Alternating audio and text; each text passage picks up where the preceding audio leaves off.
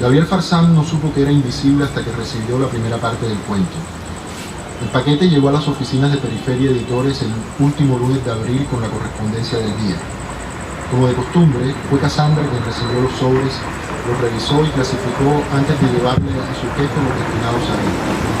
Por lo general, eran invitaciones a eventos sociales, lanzamientos de libros, ferias culturales y congresos editoriales que Gabriel aseguraba disfrutar. Según cuenta Cassandra, si se trataba de eventos organizados por el bando amigo, editoriales o centros artísticos del escandaloso submundo cultural y literario, el gurú de los bestsellers sucios era tratado con distinción y respeto. Algunos incluso llegaban a considerarlo un dios, el genio creador de la literatura más descarnada y sanguinolenta producida en este país, el padre y descubridor de sus más insignes representantes. Pero si se trataba del bando opuesto, congresos organizados por el establecimiento cultural y su playa de vacas sagradas, nuestro editor era tratado con absoluta displicencia y desprecio. Todos, sin excepción, sobre todo aquellos que Gabriel solía intercambiar entre encontronazos verbales y revistas literarias, lo consideraban un vulgar mercenario de las artes editoriales, un carnicero descuartizador que supo hacer de una pila de desechos su mina de oro. Pero ese día en particular no había ninguna invitación entre la correspondencia y sí un sobre de Manila que despertó el interés de Cassandra desde el primer instante.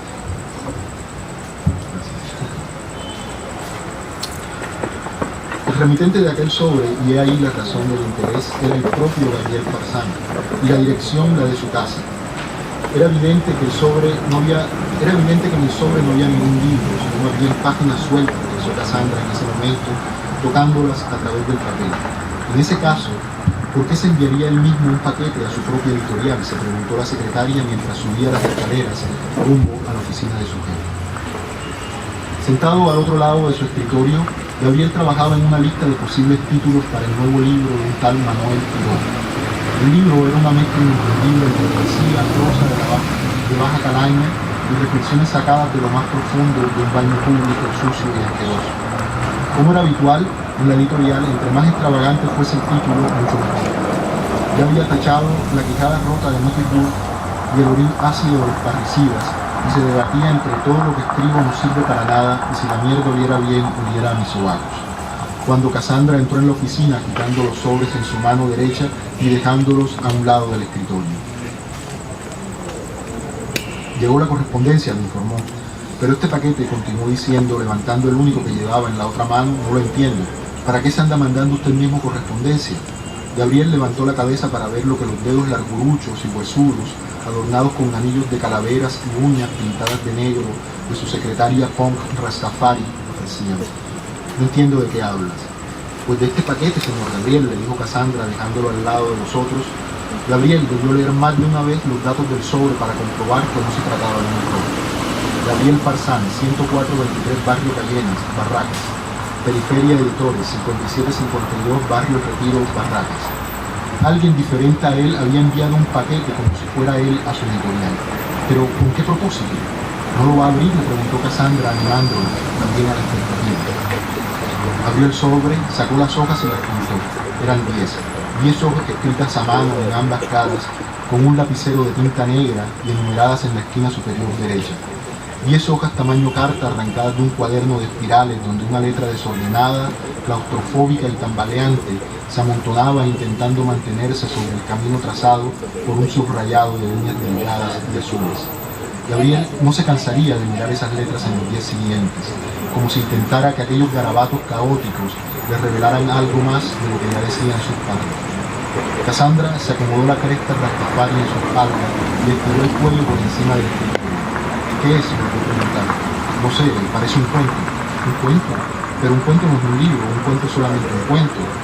¿Y cómo se llama? ¿Quién lo escribe? ¿Por qué venía su nombre? Las preguntas de la secretaria eran las mismas de su jefe. Cassandra, que se acomodó sus lentes gruesos en el puente de la nariz y se empinó aún más para intentar ver el manuscrito, pero Gabriel alcanzó a ponerlo boca abajo, tapándolo con su listado de títulos. Cassandra revelaría haber leído luego el cuento completo y le pareció que toda la situación era para asustarse, como si una de las novelas de Periferia se nos estuviera tragando a todos. Pero ese día no pudo leer nada. Gabriel se la quedó mirando con uno de esos tantos gestos vacíos, extraviados, de esos que no necesitan palabras, y Cassandra no pudo hacer otra cosa que dar media vuelta y salir de la oficina. Solo entonces Gabriel volvió a revisar el manuscrito. En efecto se trataba de un cuento, en efecto eran 10 hojas que llevaban por título El fantasma. Su autor firmaba la última página por página con el ridículo seudónimo de El hombre invisible. Un título sin fuerza y un pésimo seudónimo, pensó Gabriel. Pero en Periferia Editores cualquier cosa podía pasar.